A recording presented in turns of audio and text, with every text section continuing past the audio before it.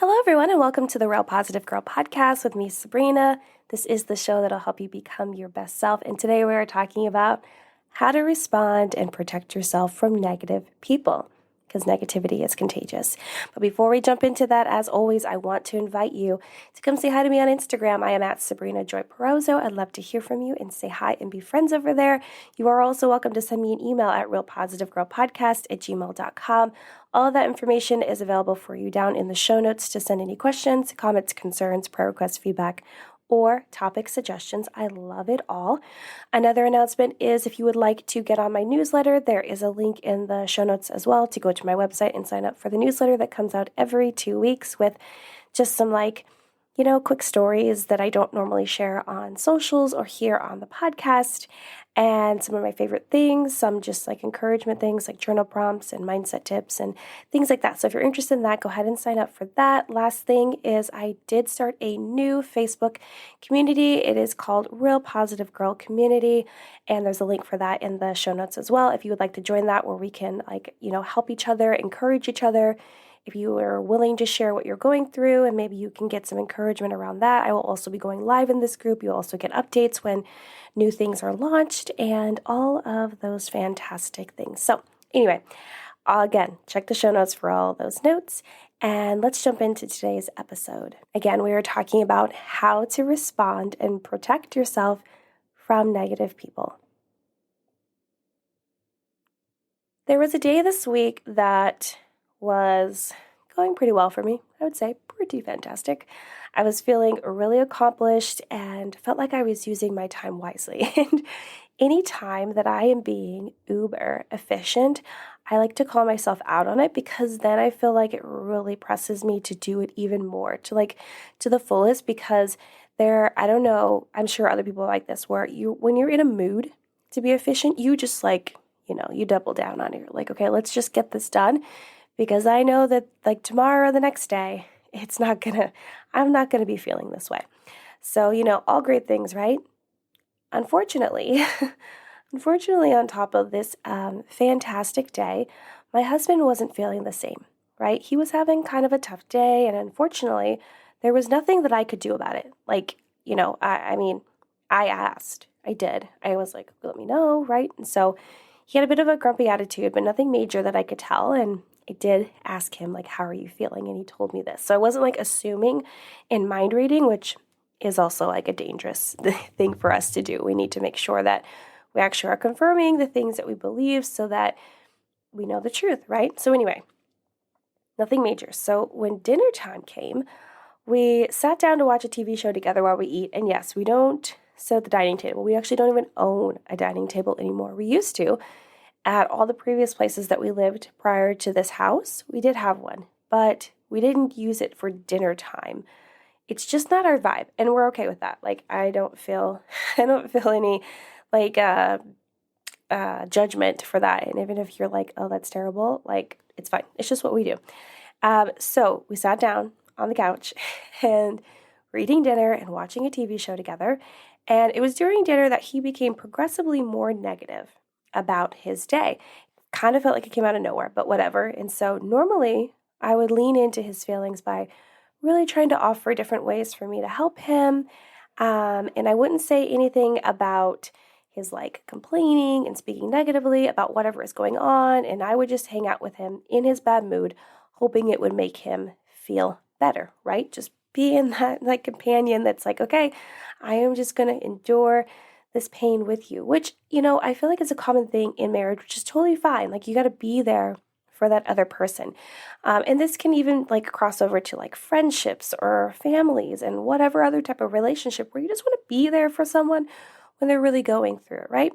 But this time I didn't, okay? Because I did, as I said, I already offered to help. And he already verbally told me there is nothing I can do, right? So did my due diligence.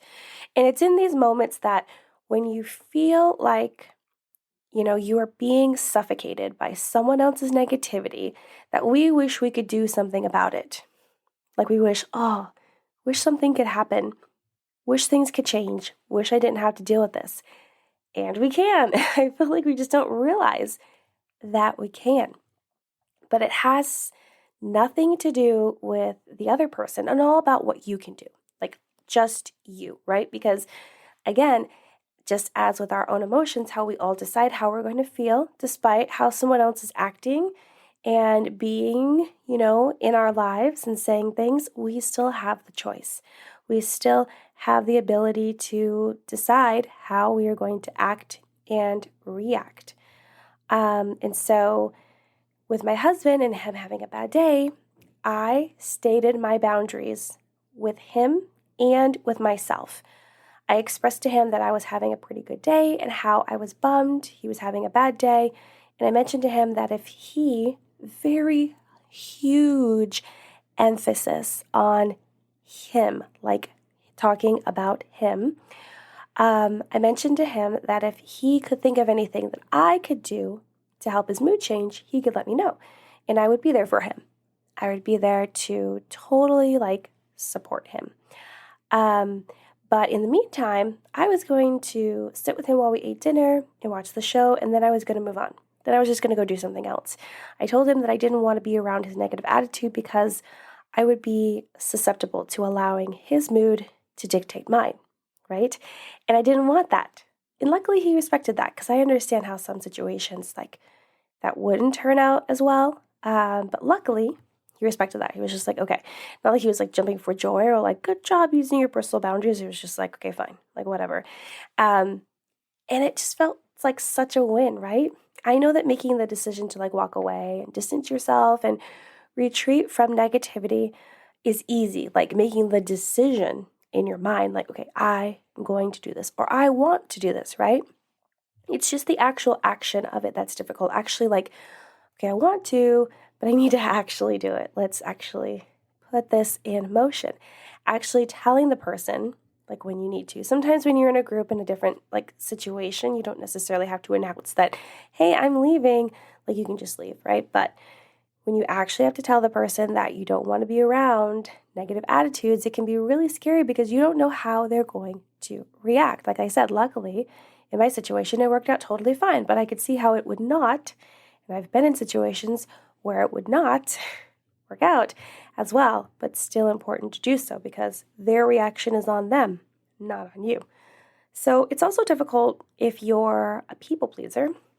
Yes, world unite, reunite as people pleasers, having problems with not wanting to help people. But yeah, it's also difficult if you're a people pleaser because all you want to do is make the other person happy and disregard your own feelings. You're throw those things in the trash. I'm focused on you, right?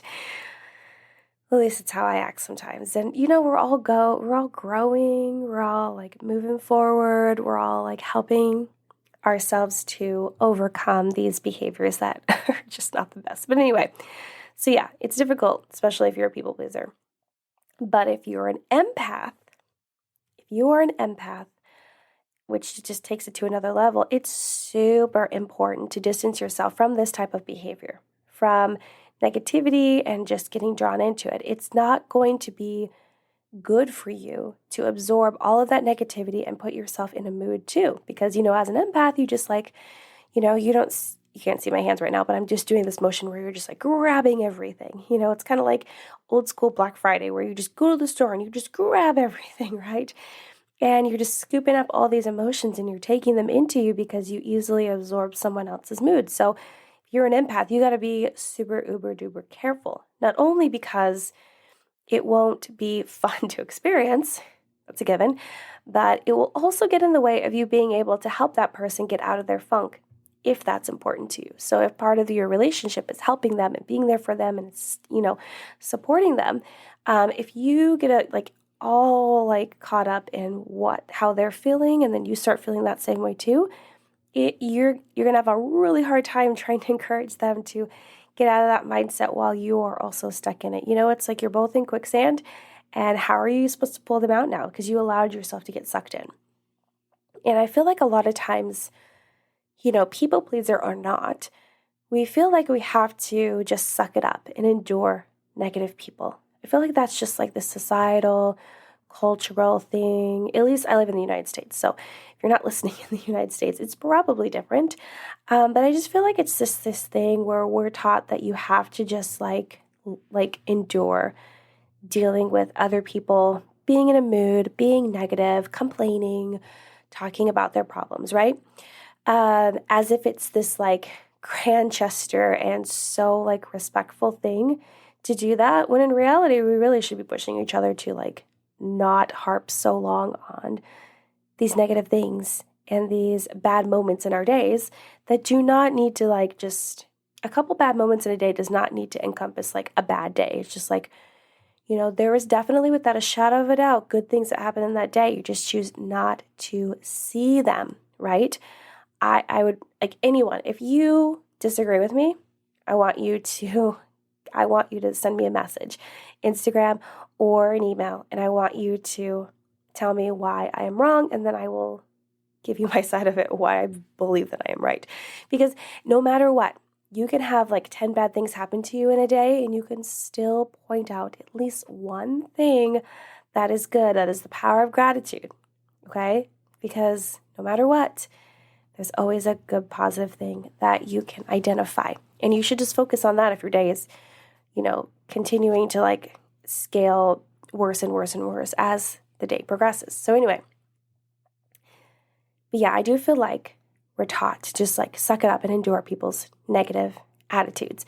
And sometimes we do if we are in a situation where there is like no exit strategy, which I get it. Like sometimes you can't get away, and you really have to really tap into your mindset and having your own moments of gratitude in your mind. Like, okay, well, I don't need to be negative because I have all these things to be grateful for. I don't need to be negative because they're probably just really trying to be a victim right now, trying to really get me to feel bad for them. And yeah, it sucks what they're going through, but they could also change their mindset and see it in a different way. All of these things, right? So you have to really tap into that mindset strength that you've been developing, whether it's listening to me or doing any other like self-awareness and like personal development, self-development kind of things, therapy, counseling, mentorship, coaching, whatever it is. However you're learning this, you have to like dive deep into that. But I would say that there is usually a way to get some distance so you aren't so clouded with someone else's negativity. There's generally a way. But again, I had to mention that sometimes you're just like kind of locked in that situation for a temporary amount of time, which kind of sucks. Like, let's just say you're like on a car ride and you don't have headphones and you don't have anything else that you brought to do, and you're just stuck with this person that all they're doing is complaining, and it kind of sucks. But generally, there's a way for you to distance yourself. So today I'm going to share with you 5 ways on how to distance and protect yourself from negative people.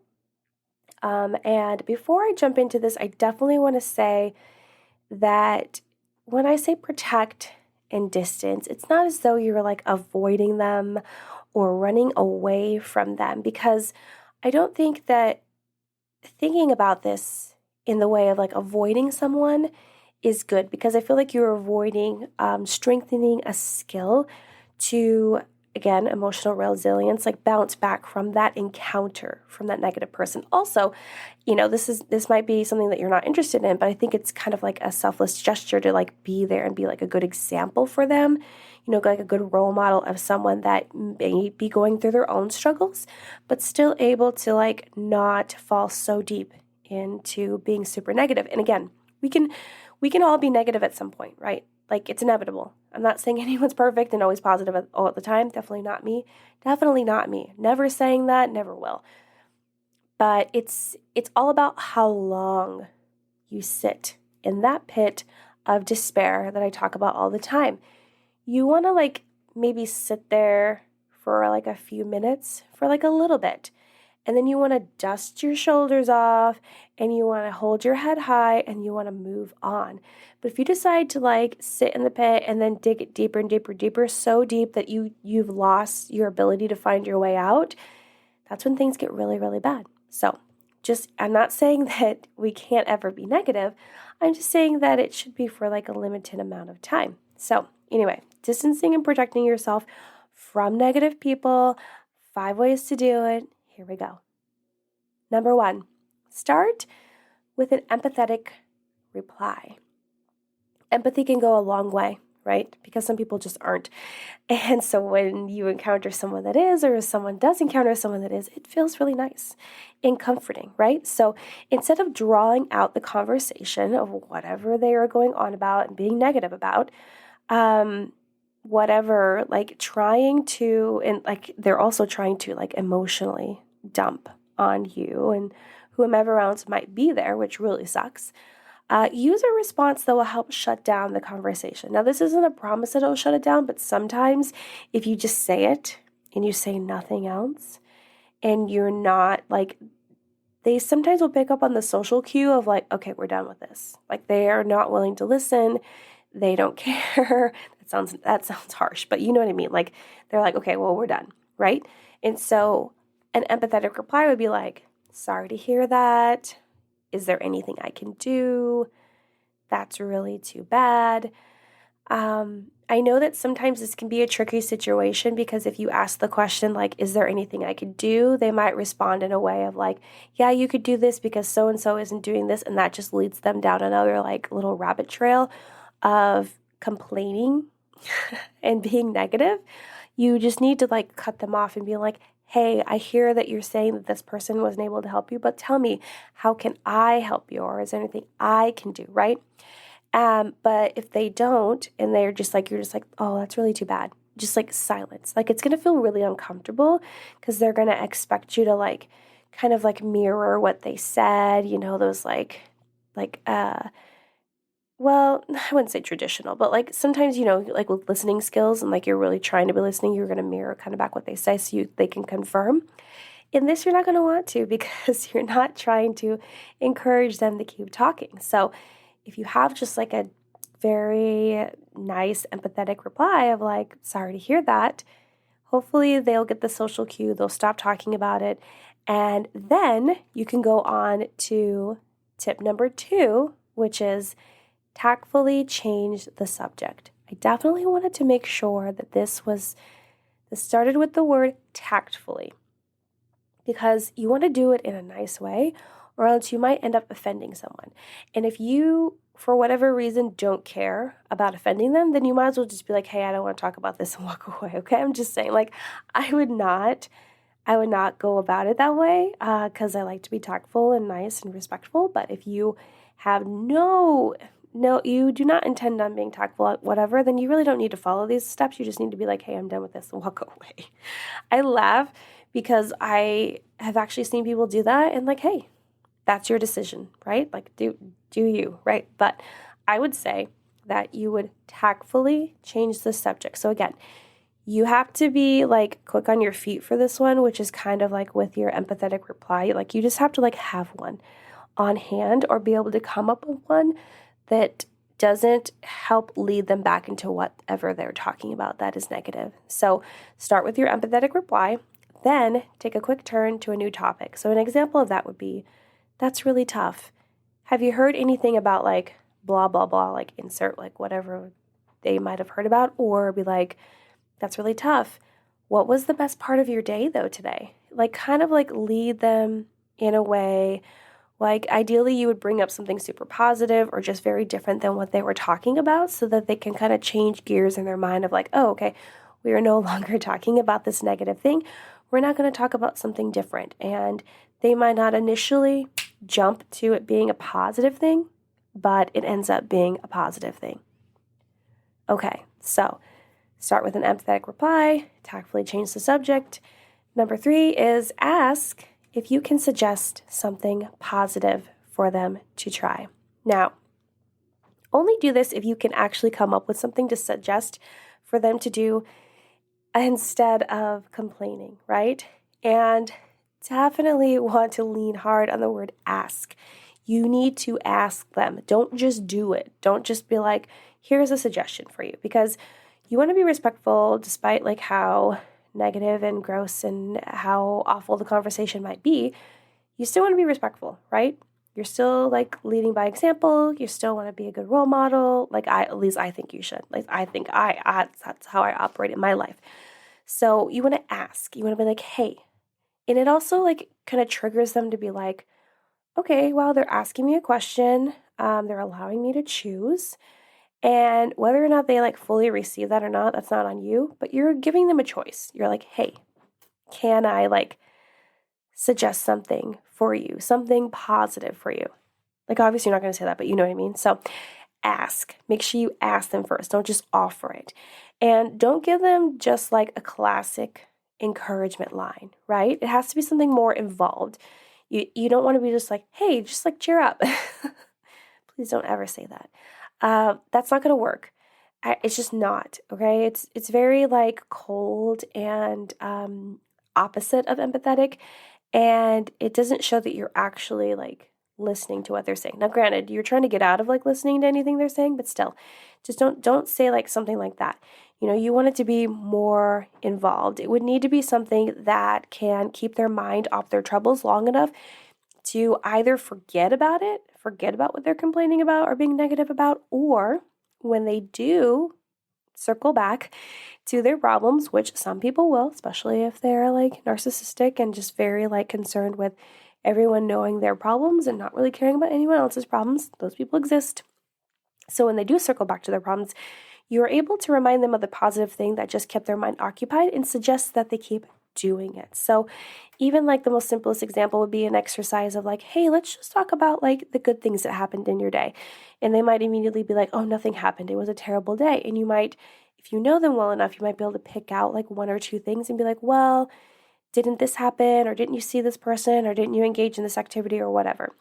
And you're really trying to draw them away of like, like, hey, let's just like really talk about how well your job is going, or hey, I heard that you got a promotion, or hey, your person that they know or their family or whatever is doing really well on this, and why don't we talk about that? That could definitely cheer you up, or something like that, right? So you want to ask them if you can suggest something. Hopefully they will say yes, and then you want to help them like really be steered away from what they're currently concerned about, for sure.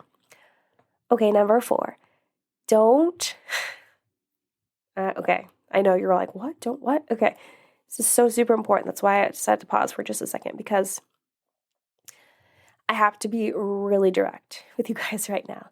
Don't try to solve their problems. Do not do it. Do not do it. Not even a little bit. Not even a little bit. Okay? For the simplest reason that people choose when they are ready to change. Okay? It is a universal truth. Okay? That's how much I believe in it. It is, and it's true. Like, look at any research. If you tell someone that they need to change, they will not change until they've decided to change, no matter how many reasons you give them, no matter how many examples or a list of like repercussions that will happen to them. If they do not, they will not change until they're ready to change. And so the reason why I caution you is do not try to solve their problems, because you're like, well, I'm leaving breadcrumbs, right? Like, initially, that's how I lived my whole life. I'm like, oh, I will solve the problem for them because I'm going to leave breadcrumbs for them to find when they like, are ready. No, absolutely not. No, it's, they might ask you for advice, which is totally fine. Like, if they ask you, okay, like, you're like, okay, I can respond. They've asked. They're willing to listen. They're willing to go out of their comfort zone and be like, hey, can I ask you? But you have to understand that if you do give your advice, you are, in the conversation of wanting to get away, detach yourself from negativity in the moment, you are inviting yourself deeper into the problem.